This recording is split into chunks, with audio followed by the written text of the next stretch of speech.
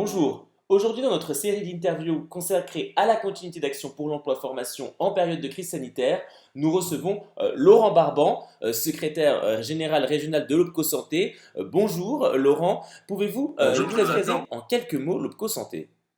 Alors, l'OPCO Santé, c'est l'opérateur de compétences donc, du secteur de la santé au sens large, qui est agréé depuis le 29 mars 2019. Donc, nous couvrons tout le secteur de la santé, du médico-social et du social, privé à but non lucratif et privé, donc l'hospitalisation privée. Nous couvrons également les services de santé au travail interentreprise et le thermalisme.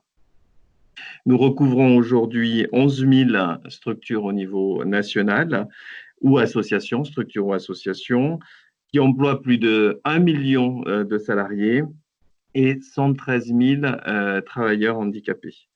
Pour l'Île-de-France, ce sont 2 000 structures ou associations qui sont adhérentes et plus de 200 000 salariés, 17 000 travailleurs handicapés.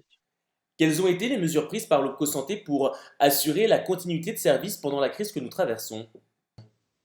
Alors, la particularité de l'OPCO Santé, c'est que plus de 50% des salariés donc, de notre secteur ont été confrontés en première ligne à la gestion de la crise. Donc, on a tous les images, bien entendu, des soignants des établissements sanitaires, mais il faut également prendre en compte tout le personnel des établissements médico-sociaux, c'est-à-dire notamment pour les personnes âgées EHPAD, mais également pour les personnes en situation de handicap, qui ont été tout de suite donc confrontées à la crise.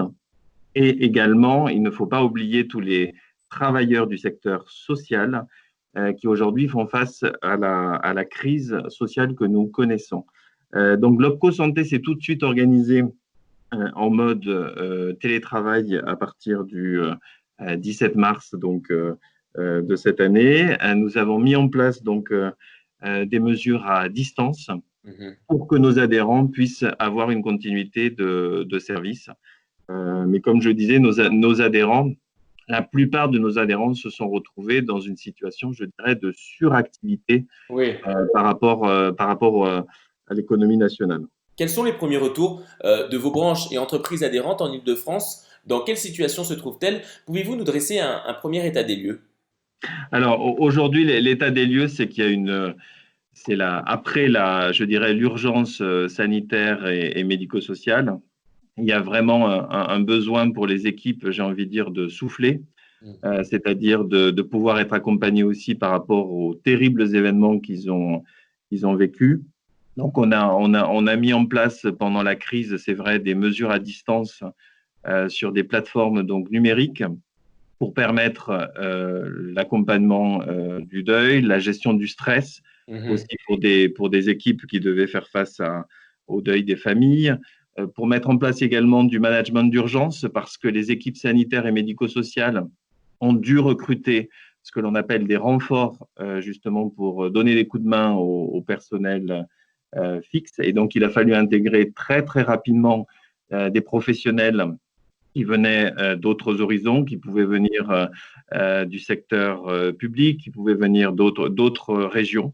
Et donc, les managers ont vraiment été en première position pour faire face à cette nouvelle donne. Donc, aujourd'hui, c'est vrai que on est plutôt dans une phase donc d'accompagnement donc à la sortie de crise, ce qui veut dire qu'on est en train de lancer justement une grande enquête auprès de nos professionnels. D'ailleurs, ça se clôture effectivement le 1er juillet pour bien mesurer leurs besoins à la rentrée.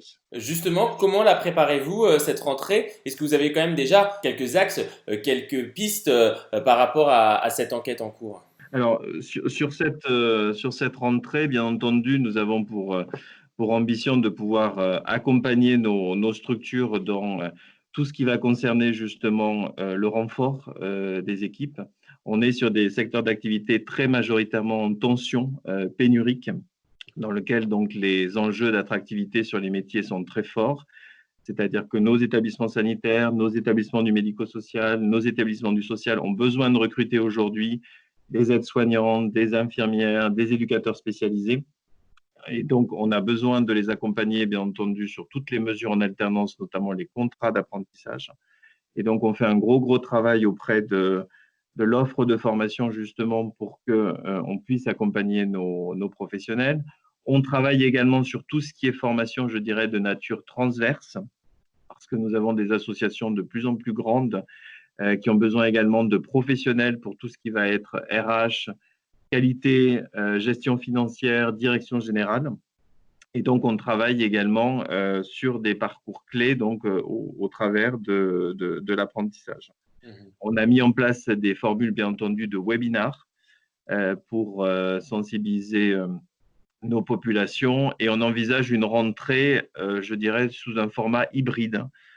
C'est-à-dire qu'avec les incertitudes qui pèsent aujourd'hui sur la crise sanitaire en Île-de-France et puis, je dirais, le manque de disponibilité aussi des professionnels de nos secteurs pour se déplacer, c'est vrai qu'on est de plus en plus sur des formules distanciées, c'est-à-dire qu'il y a une partie qui se fait à distance et une partie qui se fait sous un format présentiel.